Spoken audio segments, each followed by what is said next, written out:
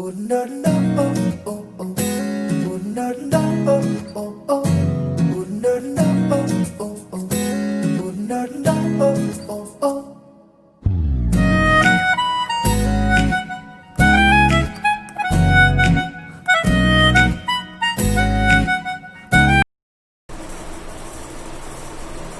Okay, so hello everyone, welcome to my class and also welcome to my channel Physics, the Godfather of the Universe. তো আজকে mainly আমরা যে বিষয়টা নিয়ে আজকে আলোচনা করব, যে টপিকটা নিয়ে আজকে আমরা আলোচনা করব সেটা হলো numerical problems based on electrostatics. তার উপর আমরা আলোচনা করব আজকে। Okay fine. So numerical problems আমরা টোটাল আজকে এটা সেট 1 দেখতে পাচ্ছ, সেট 1 লেখা আছে বোর্ডে। তো ফার্স্ট সেটে নিউমেরিক্যাল প্রবলেমস আমরা আজকে আলোচনা করতে চলেছি। তো সেখানে আমি আজকে ফার্স্ট সেটের উপরে আমি টোটাল 7টা নিউমেরিক্যাল প্রবলেম তৈরি করেছি। সেই 7টা নিউমেরিক্যাল প্রবলেমস নিয়ে আমি আজকে আলোচনা করবো। নেক্সট ভিডিওতে তোমরা আরো অনেক নিউমেরিক্যাল প্রবলেমস দেখতে পাবে। তো আমি কোশ্চেনগুলো এবার বলে দেবো। আমি ভাবে একটা না করবো না এবার আমি কোশ্চেনগুলো খুব ধীরে ধীরে বলে দেবো এবং তোমরা সেই কোশ্চেন আমার বলার সাথে সাথে তোমরা খাতায় লিখে নেবে। আমি দুটো রিপিট করবো, তোমরা খাতায় লিখে নেবে কোশ্চেনগুলো। আর যাদের হোয়াটসঅ্যাপ গ্রুপ আছে তো তাদের আমি গ্রুপে আমি কোশ্চেনের যে ছবি, সেই কোশ্চেনের ছবি তুলে আমি পাঠিয়ে দেবো আর কি। সে বিষয়ে কোনো অসুবিধা নেই। তো আশা করি তোমাদের লাস্ট যে ভিডিওটা আমি দিলাম, যে থিওরির উপর যেটা ছিল গauss's অ্যাপ্লিকেশন, তো গauss's অ্যাপ্লিকেশন বুঝতে আশা করি তোমাদের কোনো প্রবলেম হয়নি, আমি আশা করবো সেটা। তো সেটা মাথায় রেখে আমরা আজকে সমস্ত রকম জিনিসের উপরে আমরা নিউমেরিক্যাল প্রবলেমস নিয়ে আজকে আলোচনা করতে চলেছি। সো এবং তোমাদের যদি এখানে কোনো রকম কোনো প্রবলেম থাকে এবং তোমাদের যদি কোনো দেখার যদি কোনো প্রবলেম হয় তাহলে তোমরা আবার দেখে নিতে পারো ভিডিওগুলো, আবার রিভাইজ দিয়ে নাও। রিভাইজ দিয়ে নিয়ে তারপর তোমরা আবার শুরু করতে পারছো। ওকে, যাই হোক, তো বেশি কথা না গিয়ে আমরা আমাদের যে নিউমেরিক্যাল প্রবলেমস যেটা আমরা আজকে আলোচনা করবো সেটা নিয়ে আজকে আমরা আলোচনাটা শুরু করে ফেলি। Okay bye. ওকে, তাহলে সেক্ষেত্রে আমরা শুরু করি। So let's start. Okay.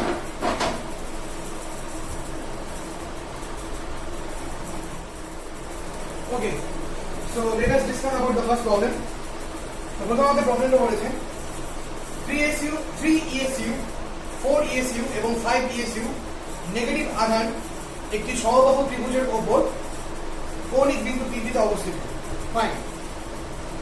ত্রিভুজের বাহুর দৈর্ঘ্য 10 সেন্টিমিটার হলে সর্বাপেক্ষা বড় আধানের ওপর ক্রিয়াশীল বলের মান কত? এটা হচ্ছে ফার্স্ট কোশ্চেন। আমরা বলছি 3 ESU 4 ESU এবং 5 ESU নেগেটিভ আধান একটি সমবাহু ত্রিভুজের ওপর কৌণিক বিন্দু তিনটিতে অবস্থিত। ত্রিভুজের বাহুর দৈর্ঘ্য 10 সেন্টিমিটার হলে সর্বাপেক্ষা বড় আধানের ওপর ক্রিয়াশীল বলের মান কত? এটা হচ্ছে ফার্স্ট কোশ্চেন এটা। ওকে, সো যেহেতু আমাদের এখানে বললো প্রবলেমে, তো কাজেই আমরা প্রথমে একটা সমবাহু ত্রিভুজ ড্র করব। তো কাজেই প্রথমে আমরা ড্র করবো একটা সমবাহু ত্রিভুজ। যে সমবাহু ত্রিভুজের তিনটে পয়েন্টে আচ্ছা সরি একটু মানে ছোট একটা কাজ করি। যে নেগেটিভ আধান বললাম, সেই নেগেটিভ আধান থেকে পজিটিভ আধান করিনি, বলি সুবিধা হবে। মানে 3 ESU 4 ESU 5 ESU পজিটিভ, ব্যাপারটা একই, যদি একই ব্যাপার। তাও আমি পজিটিভ আধান নিয়ে যেহেতু বললাম, কোশ্চেনে পজিটিভ আধান ছিল, তার জন্য পজিটিভ আধান নিয়ে আমি ডিল করছি। তো একটা সমবাহু ত্রিভুজ, এটা এ বিন্দু, এটা বি বিন্দু, এটা সি বিন্দু, এবং এ বিন্দু, বি বিন্দু এবং সি বিন্দুতে তিনটে চাঁদ অবস্থিত। যেখানে এ বিন্দুতে অবস্থিত হচ্ছে +3 ESU, বি বিন্দুতে অবস্থিত +4 ESU, আর সি বিন্দুতে অবস্থিত +5 ESU। এটা হলো আমাদের ফিগার ফার্স্ট ফিগার। এটা হলো আমাদের ফিগার 1 ও ফার্স্ট ফিগার, যেটা আমরা দেখতে পাচ্ছি। তাহলে আমাদের বললো যে সর্বাপেক্ষা বড় আধানের উপর কাজ করছে যদি ত্রিভুজের তিনটি বাহুর দৈর্ঘ্য যদি বাহুর দৈর্ঘ্য 10 সেন্টিমিটার করে হয় তাহলে ইফ দিস ইজ 10 সেন্টিমিটার তাহলে যেহেতু সমবাহু ত্রিভুজ তাহলে তিনটে বাহুর দৈর্ঘ্য সমান এবং এই 10 সেন্টিমিটার তাহলে বলেন সর্বাপেক্ষা যে বড় আধান সর্বাপেক্ষা বড় আধান কোথায় যেটা সি বিন্দুতে অবস্থিত তো সেই সর্বাপেক্ষা বড় আধানের উপরে যে ক্রিয়াশীল বল সেই ক্রিয়াশীল বলের মানটা আমাকে নির্ণয় করতে বলেছে সর্বাপেক্ষা বড় আধানের উপর যে ক্রিয়াশীল বল সেই ক্রিয়াশীল বলের মান আমাকে নির্ণয় করতে বলবে ফাইন এইবার প্রথমে আমি যেটা কাজ করব প্রথমে আমরা যেহেতু এখানে এই প্রথমে আমরা সি মানে সর্বাপেক্ষা বড় আধান কোথায় অবস্থিত সি পয়েন্টে অবস্থিত সর্বাপেক্ষা বড় আধান যে পয়েন্টে অবস্থিত সেই পয়েন্টের নাম কি সি আচ্ছা তো প্রথমে আমাকে যেটা করতে হবে সেটা হলো এ বিন্দু আর সি বিন্দুর মধ্যে ক্রিয়ারত বলের মান বার করতে তাহলে এ ও সি বিন্দুর মধ্যে এ ও সি বিন্দুর মধ্যে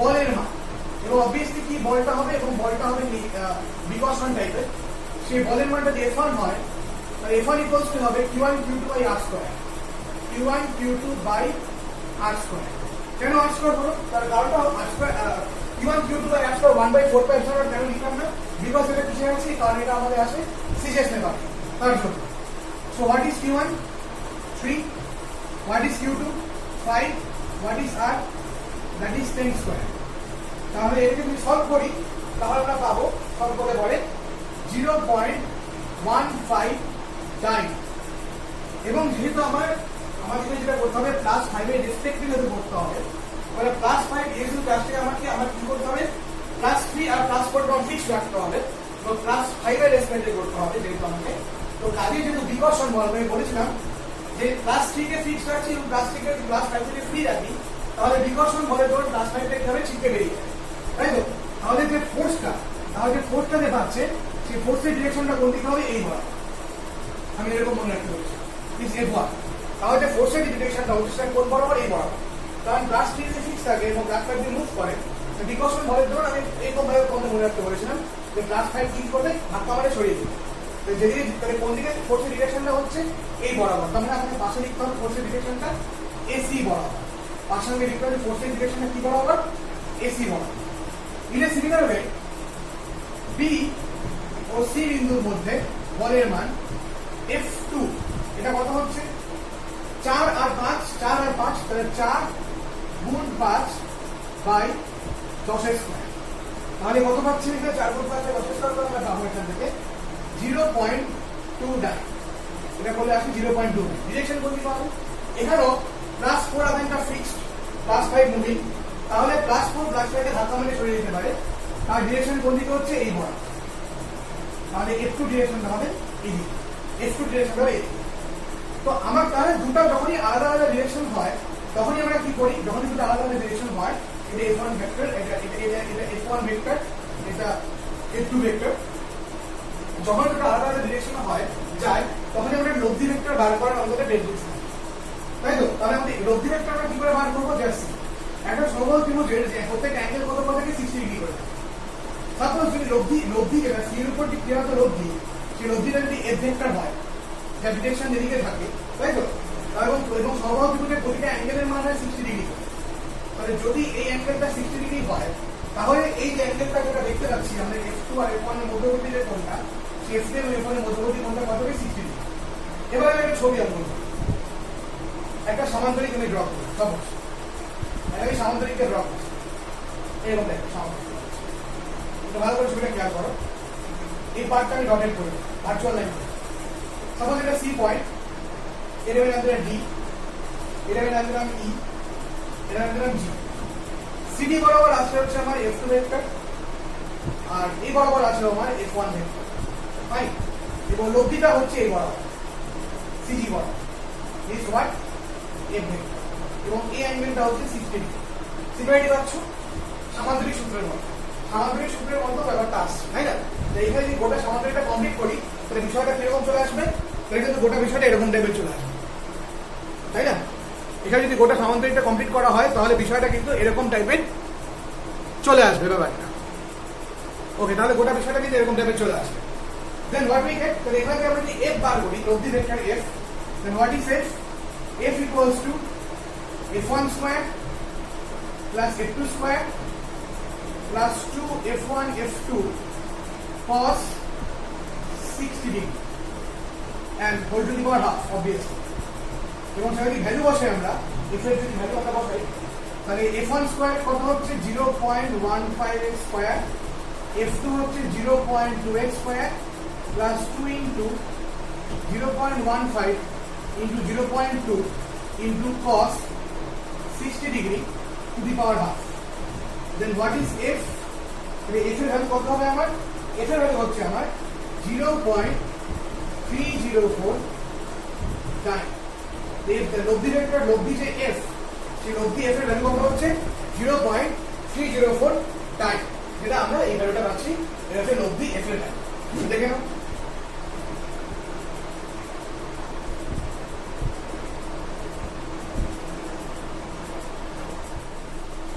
Okay, so problem number 2. So problem number 2 যেটা সেটা আমি একটু বলি খুব ইম্পর্টেন্ট প্রবলেমটা খুব ভালো করে করতে হবে ভেরি ইন্টারেস্টিং প্রবলেম বলেছে দুটি একই ধরনের বলকে স্মল এল দৈর্ঘ্যের দুটি সিল্কের সুতোর সাহায্যে একটি বিন্দু থেকে ঝুলিয়ে দেওয়া হলো তাদের প্রতিটির ভর স্মল এল বল দুটির প্রত্যেকটিতে স্মল কিউ পরিমাণ তড়িৎ আছে যদি সুতো দুটির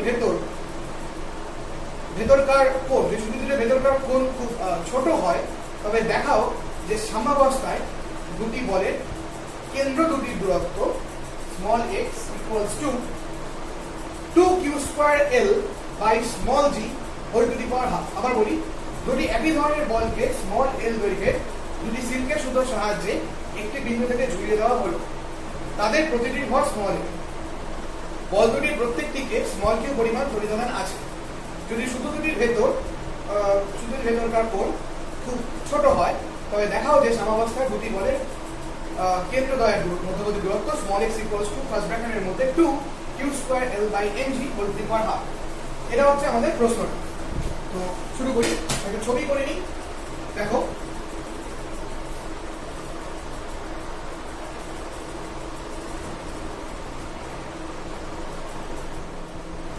ওকে, তো ছবিটা একটু ভালো করে খেয়াল করো। This figure 2। তো ফিগার 2 তে আমি কি করলাম, ফিগার 2 অনুযায়ী আমি কাজটা করলাম। তো এরকম একটা দৃঢ় অবলম্বন আছে, সাপোজ এই দৃঢ় অবলম্বনটার নাম দিই আমি ও।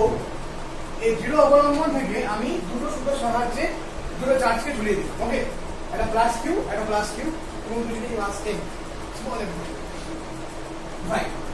এবং যখন আমি এদেরকে আমি একটা দৃঢ় অবলম্বনকে ঝুলিয়ে দিলাম এবং যেহেতু তারা সেম চার্জ তার জন্য ডিউ টু রিপালশন, এবং যখন আমি দুটো চার্জকে ঝুলিয়ে দিচ্ছি ডিউ টু রিপালশন কি হচ্ছে, ওরা একটা পথে আলাদা হয়ে যাচ্ছে, এটা আলাদা হয়ে যাচ্ছে, যেটা ছবিটা তোমরা দেখতে পাচ্ছ।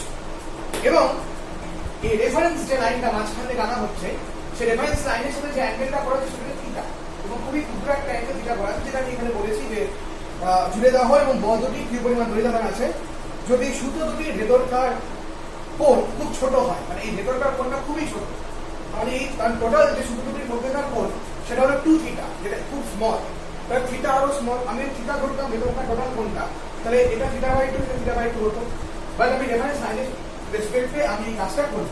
আচ্ছা, তাহলে বলবো আমরা প্রশ্নে যে তবে দেখাও যে সাম্যাবস্থায় বল দুটির কেন্দ্রদ্বয়ের মধ্যবর্তী দূরত্ব, মানে মধ্যবর্তী দূরত্ব মানে এই যে ডিসটেন্সটা, যে দুটো বলের মধ্যে যে ডিসটেন্সটা, এই ডিসটেন্সটা কত, সেই ডিসটেন্সটা আমাদের প্রুফ করতে বলেছে 2q2l by mg whole to the power half. এটা আমাদের প্রুফ করতে বলেছে। তো শুরু করা যাক। তো আমরা মনে করি যে এখানে দুটো ভেক্টর, একটা হচ্ছে OA আর OB, এটা হচ্ছে L, আর AB এটা হলো X, আর AB এটা হলো X। এবার এই অ্যাঙ্গেল, এবার এখানে যেহেতু দুজনের মধ্যে একটা রিপালশন ফোর্স ক্রিয়েট করছে, তার জন্য কি হয়, এবং তার জন্য আমরা এখানে রিপালশন ফোর্স ক্রিয়েট করব, ফোর্সের ডিরেকশনটা, সেই ফোর্সের ডিরেকশনটা কোদিকে, এই বল ডিভিডি রিপালসিভ ফোর্স এদিকে আছে। যদি আমি একে ফিক্স ধরি, তাই রিপালসিভ ফোর্স এদিকে থাকবে, একই ফোর্স। আর যদি ওকে, এবং যেহেতু দুজনের সেম চার্জ, তাহলে ফোর্সটা একই হবে। আর যদি ওকে ফিক্স করি তাই রিপালসিভ ফোর্সটা ওদিকে একই হবে। আমি যে কোনো একটা চার্জ নিয়ে কাজ করি, তাই রিপালসিভ ফোর্স এদিকে থাকবে। আচ্ছা, এবার সুতোর যে এবার ওর নিশ্চয় একটা ভর আছে, এবং সেই এবং ভর থাকার জন্য ওয়েট আছে, এবং সেই ওয়েটটা হচ্ছে mg। ওকে, সেই ওয়েটটা হচ্ছে মানে mg। এবং নট অনলি দ্যাট, আরেকটা যেটা পাশাপাশি আমাদের আছে সেটা হচ্ছে সুতোর টানটা। এই সুতোর টানটা কত? টি। এই যে সুতোর টান, এই সুতোর টানটা হচ্ছে টি। এবং এই টি সুতোর টান থাকার জন্য যেটা হবে, এই টি এখানে দুটো কম্পোনেন্টে ভাগ হয়। এবং যেহেতু এই অ্যাঙ্গেলটা থিটা, দ্যাটস ওয়াই জিওমেট্রি অনুযায়ী এই অ্যাঙ্গেলটা থিটা হচ্ছে জাস্ট সি। যেহেতু অ্যাঙ্গেলটা থিটা, জিওমেট্রি অনুযায়ী অ্যাঙ্গেলটা থিটা হচ্ছে, এবং থিটা থাকার দৌড়, থিটার সাথে অ্যাটাচ থাকার দৌড়, এটা হবে টি কস থিটা, এটা হবে টি কস থিটা। এবং এখান বরাবর, এই বরাবর যেটা পাবো সেটা হবে টি সাইন থিটা। এটা হচ্ছে টি কস থিটা, এই বরাবর যেটা পাচ্ছি সেটা হলো টি সাইন থিটা। ওকে, আচ্ছা। এবার আমরা ফাইনালি যেটা পাবো সেটা হচ্ছে এরকম। জাস্ট ভালো করে খেয়াল করুন, এই যে আমাদের বার করতে বলছে ডিসটেন্স, এদের দুজনের মধ্যবর্তী ডিসটেন্স এক্স, এই এক্স এর ভ্যালু মানে এবি থেকে বার করতে হবে। এবার যদি ভালো করে তোমরা ফলো করি তাহলে দেখতে পাই এই যে টি সাইন থিটা, এই টি সাইন থিটা হলো T sine theta equals to F. T sine theta কাকে ব্যালেন্স করে? এফ কে ব্যালেন্স করে। T sine theta equals to F. So T sine theta which is nothing but কুলম্বের সূত্র অনুযায়ী, এবং আধান দুটোকে আমরা যদি ইএস ইউতে আমরা ট্রিট করি, যে আধান দুটো ইউ মানে সিরিয়াস এ ট্রিট করি, তাহলে কি হবে? এখানে যেটা পাবো Q square by x square, right? কিউ1 কিউ2 by R square. তো এখানে কিউ1 কিউ2 সেম, তার জন্য কিউ স্কয়ার, এবং দুটো চার্জের মধ্যবর্তী এক্স, তার জন্য আমি লিখলাম হচ্ছে Q square by x square. Fine, suppose this is equation number 1। এবং T cos theta that's equals to mg, and t cos theta that's equals to mg, যেটা ওয়েট কে ব্যালেন্স করছে। t cos theta that's equals to what? mg. This equation number 2. এবার আমরা 1 নম্বর সমীকরণকে 2 নম্বর সমীকরণ দিয়ে ভাগ করে দিই। তাহলে কি পাবো? tan theta that's equals to q square by x square by mg, তাই তো? tan theta equals to কি হবে? tan theta equals to q square by x square by mg, that is q square by mg x square. This q square by what? Q square by mg x square. Okay, fine. Q square by mg x square. Now, okay, so tan theta, fine. আচ্ছা, তো এবার এখানে আমরা কথা হলো, একটা question একটা জিনিস বলে দিয়েছে, theta is very small. Theta is very small. এটা এই ধরনের প্রবলেম করে মেকানিক্সে করেছিল। থিটা যদি ভেরি স্মল হয় তাহলে সেই জন্য cos থিটাটা নিয়ারলি ইকুয়াল টু 1 হয়ে যায়, আর tan থিটা আর sin থিটা দুজনেই একটা ইকুয়াল ভ্যালু নেয়, সেই ইকুয়াল ভ্যালুটা হয়ে যায় থিটা। tan থিটা আর sin থিটা দুটোর ইকুয়াল ভ্যালু নেয়, সেটা হচ্ছে থিটা। যেহেতু tan থিটা আর sin থিটা দুজনেরই, যেমন एग्जांपल আমরা যদি বলি sin 0 হচ্ছে 0, tan 0 0, আর cos 0 1, সেই রেসপেক্টে কথাটা বলা যেতে পারে। এই কন্ডিশনটা যদি কাজে লাগাই তাহলে tan থিটার জায়গাতে আমরা sin থিটা বলতে পারি। sin theta is what? q square by mg x square. Now, what is sin theta? What is sin theta? Sin theta equals, এটা যদি থিটা হয় তাহলে sin theta হচ্ছে আমার কত? লম্ব বাই অতিভুজ, তাই তো? sin theta মানে আমাদের যেটা হয়ে যাবে সেটা হচ্ছে লম্ব বাই অতিভুজ। That means what? That means আমি এখানে যেটা লিখতে পারি সেটা হলো, আমরা এখানে যে লম্বটা পাচ্ছি সেই লম্বটা কত? That is x। Okay, fine. আচ্ছা, আগে দেখে নাও। So sin theta equals to what? q square by mg x square. দেখো,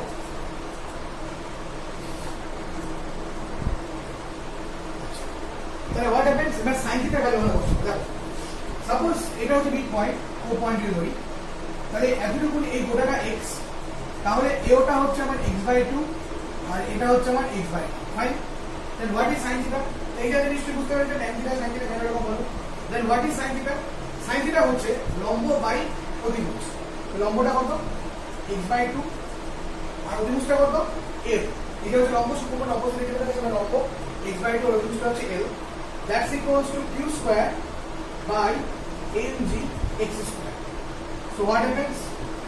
x by 12, that is q square by mg x square. Okay, q square by mg x square. Fine.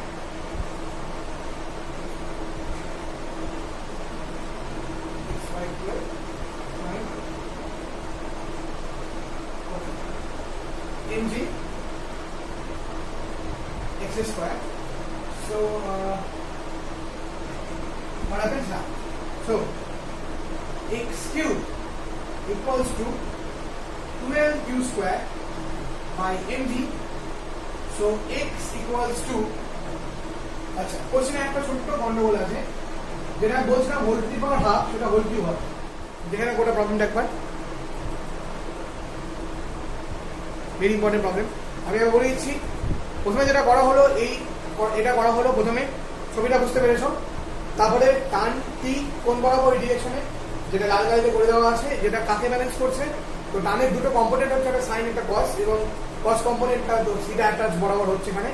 তো কস component ওয়েটকে balance করছে, আর sign component ফোর্সকে balance করে। তো ফোর্সে নিয়ম অনুযায়ী q1 q2 আর করে দিয়ে হয় লিখলাম q square by x square.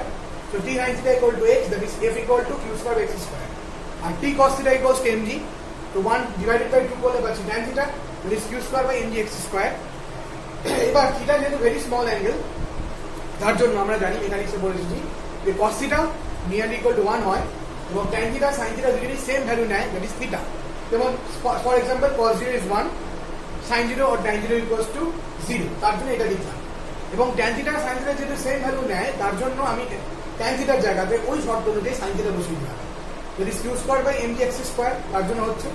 Now what is sin theta? Sin theta is x by 2 by l, কারণ sin theta হচ্ছে লম্ব বাই মানে আমাদের অতিভুজ, এবং দেখতে পাচ্ছ OB যেটা সেটা হচ্ছে লম্ব থিটা অ্যাঙ্গেলের রেসপেক্টে। ছবিটা খেয়াল করো, OB টা হচ্ছে লম্ব থিটা অ্যাঙ্গেলের রেসপেক্টে।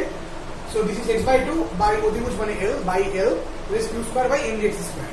So finally এখান থেকে আমরা কিউব করে x cube equals to 12q square mg. So x equals to 12q square by mg whole to the power 1/3. কোশ্চেনে যেটা হাফ বলেছিল whole to the power half, সেই হাফটা 1/3 হয়ে যাবে এখানে।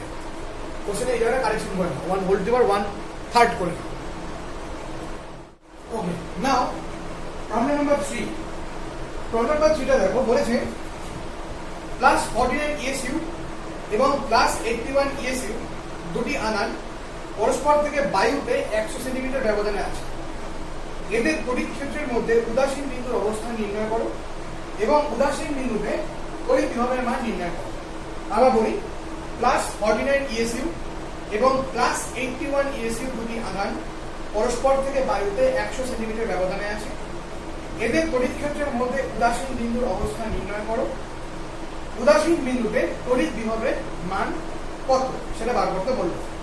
ওকে, প্রথমে উদাসীন বিন্দু বলতে আমরা বলেছিলাম যে যখন দুটি সেম চার্জের মধ্যে এমন একটা স্পেস থাকে যার মধ্যে দিয়ে কোনোরূপ কোনো বলরেখা যায় না, এবং সেখানে তুমি যদি কোনো আধানকে রাখো, সেই আধান কোনো রকম কোনো বল অনুভব করবে না, যেটাকে উদাসীন বিন্দু বা নিউট্রাল পয়েন্ট বলা হয়। এবং সেটা আমরা তড়িৎ বলরেখাতে আমি ছবির মাধ্যমে এঁকে বুঝিয়েছিলাম, যতদূর মনে পড়ে ইলেকট্রোস্ট্যাটিক্সের কোনো একটা ভিডিওতে, মোস্ট প্রবাবলি 5-6 এর হবে। যাই হোক, সেখানে উদাসীন বিন্দুর ব্যাপারটা ছিল।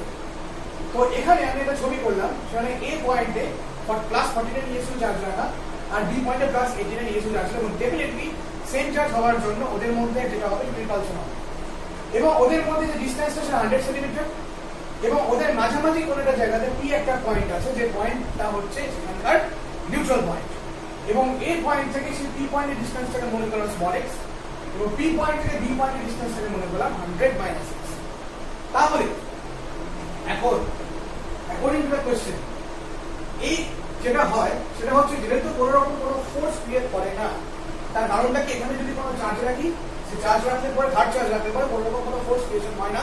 তার কারণটা হচ্ছে এই যে এদের এর আর এর মধ্যেকার যে চার্জটা মানে ফোর্সটা, এবং এই চার্জ এবং এই চার্জের মধ্যেকার যে ফোর্সটা, সেই দুটো ফোর্স একেবারে ইকুয়াল হয়, বা বলতে পারো ওদের যে রেজাল্টেন্ট ফোর্স, সেই রেজাল্টেন্ট ফোর্সটা 0 হয়ে যায়। দ্যাট মিনস আমরা এখান থেকে এটা বলতে পারি, যদি এ আর পি এর মধ্যে যে ক্রিয়াটি অ্যাক্টিং ফোর্সটা F1 হয় এবং পি এর মধ্যে অ্যাক্টিং ফোর্স যদি F2 হয়, then we can say that, এবং পি পয়েন্টে যদি আমরা ইউনিট পজিটিভ চার্জ রাখি +1, then what we can say, that is 49 into 1, that is 49 into 1 by x square, that's equals to 81 into 1 by 100 minus x এর whole square. তাহলে পরে আমরা easily এখান থেকে x ক্যালকুলেট করতে পারবো, এবং this is 7 by x, that's equals to 9 by 100 minus, because 49 is 7 square, 81 is 9 square. So 9x plus 7x, that's equals to 700. So x that's equals to, so x that's equals to 43.75 centimetre. এই হলো সেই ডিসটেন্সটা, যে ডিসটেন্সটায় কোথায় থাকে 43.75 centimetre ডিসটেন্সে কি অবস্থান করে, 43.75 centimetre ডিসটেন্সে neutral point বা উদাসীন বিন্দু কিন্তু এখানে অবস্থান করছে। সো এখন আমাদের উদাসীন বিন্দুতে তড়িৎ বিভবের মান যেটি v ক্যালকুলেট করতে হবে। সো উদাসীন বিন্দুতে তড়িৎ বিভব capital V that's equals to what, আমরা জানি তড়িৎ বিভব v equals to what, q by r বা dq dr বা q বাই x। তাহলে আমরা যদি 49 বাই এখানে যে বার করি 49 বাই এর যে ডিসটেন্সে ভাগ করি 43.75 টোটাল বিভব বার করতে বলেছে, প্লাস 81 বাই, আচ্ছা এখানে হচ্ছে 49.75 আর 81 এর দিকে হবে 100 মাইনাস এই ডিসটেন্সটা, so 100 minus 43.75 and after calculating what we get the value of v that's equals to what, 2.56 ESU or আমরা এটাকে স্ট্যাট ভোল্ট বলতে পারি, 2.56 ESU অথবা আমরা এটাকে বলতে পারি স্ট্যাট ভোল্ট, আমরা এটাকে বলা হয় স্ট্যাট ভোল্ট। তাহলে এটাই হলো আমাদের বিস্ফোরণ বা উদাসীন বিন্দুর অবস্থান এবং উদাসীন বিন্দুর যে বিভব, সেই উদাসীন বিন্দুর বিভব আমরা এখানে বার করতে পারি। সো দেখে নাও,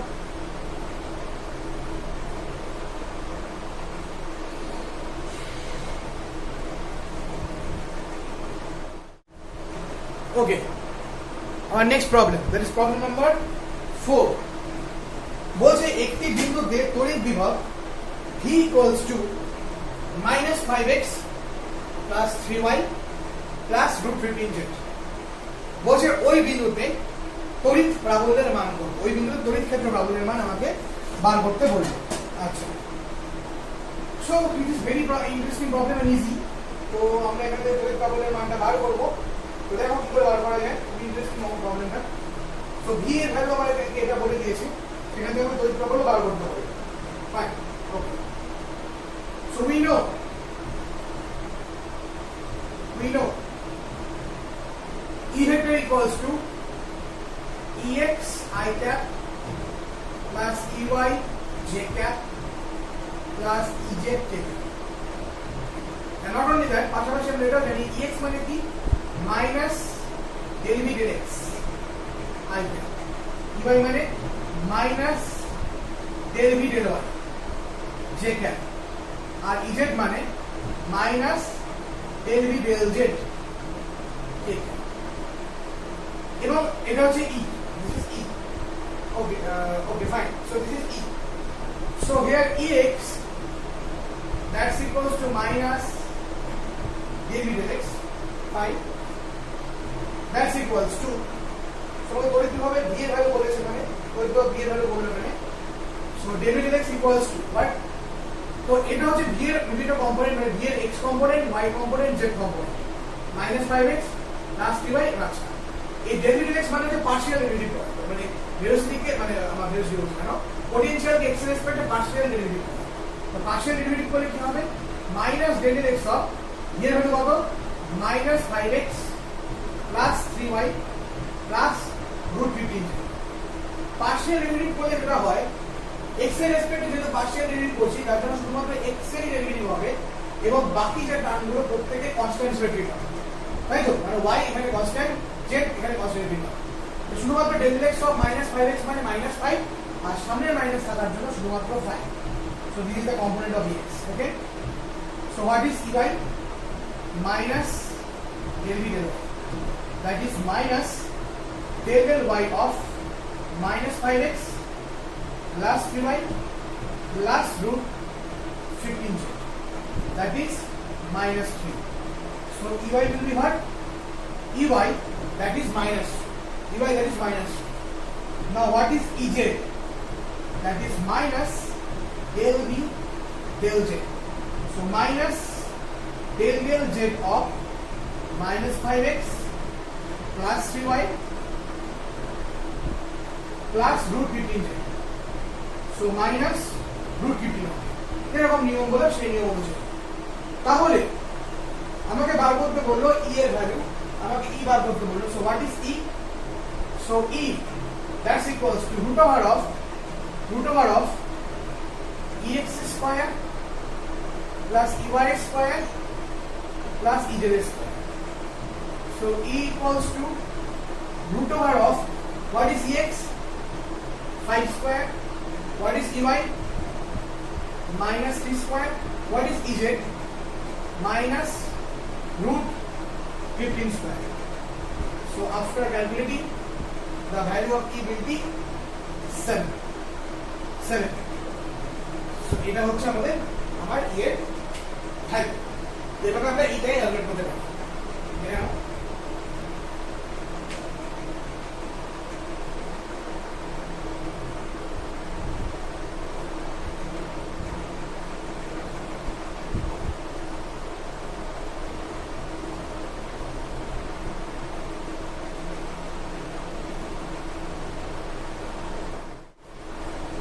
ওকে, নেক্সট যে প্রবলেমটা হবে সেটা খুব ইন্টারেস্টিং। বলেছে দুটি সমান দৈর্ঘ্যায়িত ও সমান আয়তনের সাবান বুদবুদ একত্রে মিশে এদের মোট আয়তনের সমান একটি বড় বুদবুদে পরিণত হলো। ছোট বুদবুদটির প্রত্যেকের বিভব ভি হলে, ক্যাপিটাল ভি হলে সংযুক্ত বড় বুদবুদের বিভব কত হবে? খুব ইন্টারেস্টিং কোশ্চেন। আমরা বলছি দুটি সমান দৈর্ঘ্যায়িত ও সমান আয়তনের সাবান বুদবুদ একত্রে মিশে এদের মোট আয়তনের সমান একটি বড় বুদবুদে পরিণত হলো। ছোট বুদবুদটির প্রত্যেকের বিভব ক্যাপিটাল ভি হলে সংযুক্ত বড় বুদবুদের বিভব কত হবে? এটা হচ্ছে আমাদের question. Okay, so let's start. Fine. So okay, তো আমরা মনে করলাম এই প্রবলেম নাম্বার 5 যে ছোট যে বুদবুদগুলো, সেই ছোট বুদবুদের যে ব্যাসার্ধ, সেই ছোট বুদবুদের ব্যাসার্ধ হচ্ছে আমরা মনে করলাম স্মল আর। ফাইন। এবং প্রত্যেকটা বুদবুদের আধান আমরা মনে করলাম ক্যাপিটাল কিউ। সো ধরি ছোট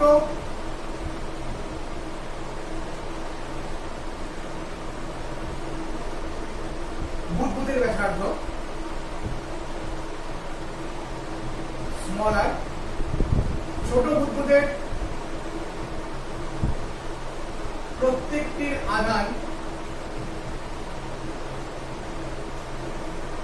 ক্যাপিটাল কিউ, ছোট বুদবুদের প্রত্যেকটি আধান ক্যাপিটাল কিউ, এবং বড়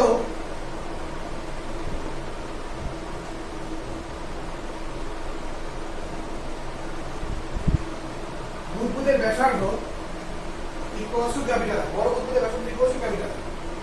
তাহলে অ্যাকর্ডিং টু দ্য কোশ্চেন কি বলেছে আমাকে? দুটি সমান দৈর্ঘ্যায়িত ও সমান আয়তনের সাবান বুদবুদ একত্রে মিলে বড় বুদবুদ তৈরি। তাহলে বড় বুদবুদের আয়তন কত? 4/3 পাই ক্যাপিটাল আর কিউব। আর ছোট বুদবুদের আয়তন কত? 4/3 পাই স্মল আর কিউব। এবং দুটো ছোট বুদবুদ মিলে তৈরি হয়েছিল বড় বুদবুদ। তাহলে 4/3 pi cancel. So R that's equals to 2 to the power 1/3 small. এই রিলেশনশিপটা পেলাম। আর ইকুয়াল টু কত? 2 to the power 1/3 into small. Fine. এবার ছোট বুদবুদের প্রত্যেকের বিভব আমাকে বলেছে ক্যাপিটাল ভি, তাই তো? ছোট বুদবুদের প্রত্যেকের বিভব বলেছে ক্যাপিটাল ভি। সো ছোট বুদবুদের বিভব, ছোট বাবুলের বিভব capital V, that's equals to Q by r, তাই তো? কারণ ছোট বুদবুদের প্রত্যেকের ব্যাসার্ধ হচ্ছে আর, তো এদের প্রত্যেকের হচ্ছে capital V equals to Q by R. So Q that's equals to capital VR. So Q that's equals to what? That's equals to capital VR. তাহলে বড় বুদবুদে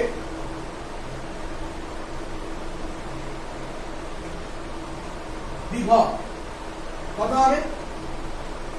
বড় বুদবুদের বিভব হবে ফর্মুলা অনুযায়ী দুটো ছোট বুদবুদ দিয়ে তৈরি হচ্ছে। দুটো ছোট বুদবুদের প্রত্যেকে টোটাল চার্জ কত? 2 কিউ। এবং বড় যে বুদবুদ, সেই বড় বুদবুদের ব্যাসার্ধ কত? Capital R. বড় বুদবুদের, তাহলে দুটো ছোট বুদবুদ দিয়ে বড় বুদবুদ তৈরি হচ্ছে, দ্যাটস ওয়াই 2 কিউ।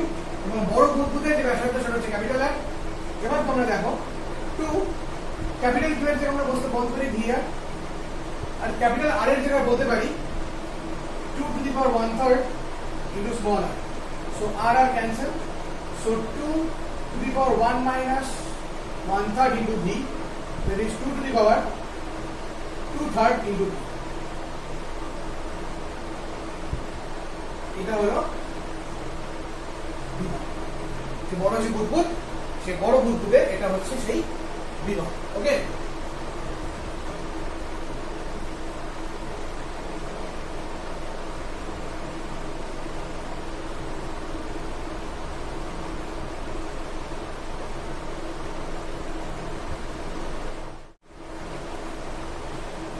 ওকে, তাহলে মোটামুটি 7টার মধ্যে আমাদের 5টা প্রবলেম হলো।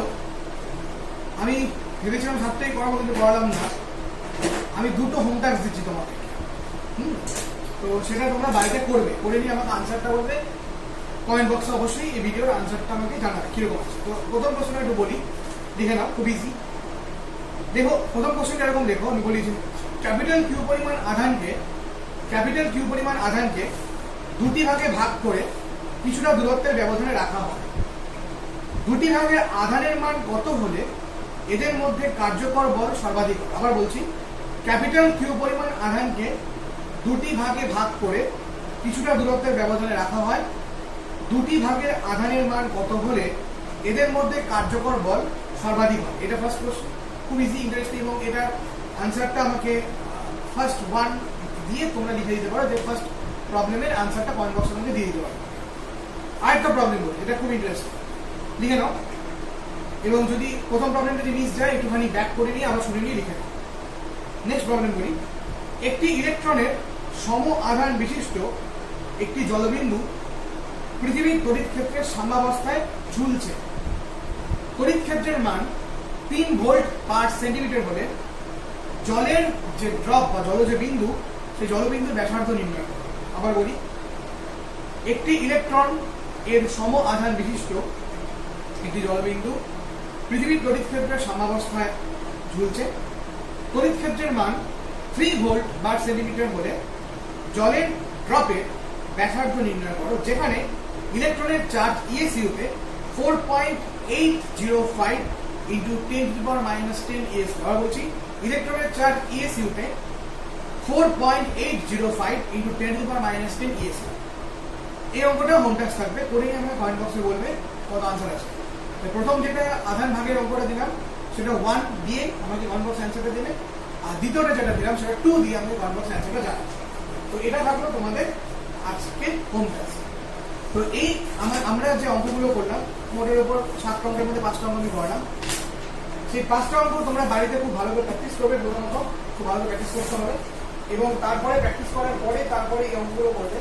একটা ওয়াটার ড্রপলেটস অঙ্ক দেখতেই পেলে, কমন টাইপের, একটুখানি অন্যরকম প্যাটার্ন টাইপ, তো সেটা তোমাদের ওই জন্য দিলাম করতে বাড়িতে। এবং আরেকটা যেটা, সেটা হলো মানে একটু আলাদা, সোজা অঙ্কটা, আধান ভাগের অঙ্কটা, তো সেটাকে তোমাকে করতে হবে। তো আমরা আরো অঙ্ক করবো, এখানে আরো অনেক নিউমেরিক্যাল প্রবলেমস করবো। তো এটা একদমই ইজি পার্টের একটা হলো। এরপরে একটু প্যাচানো টাইপের আমরা করবো, একটু জটিল টাইপের আমরা করবো নিউমেরিক্যালস, যেটা নেক্সট ভিডিওতে আমরা দেখতে পাবে।